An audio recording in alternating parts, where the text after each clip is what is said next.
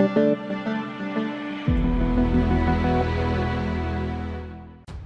to hard reset Galaxy M22. Step 1. Firstly, hold down the volume down and power button for a few moments to turn off your mobile. Step 2. Then press the volume up and power keys together for a couple of seconds. Step 3. Release all buttons when the recovery mode logo shows up.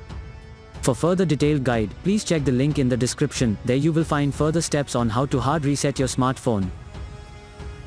For further detailed guide, please check the link in the description. There you will find further steps on how to hard reset your smartphone.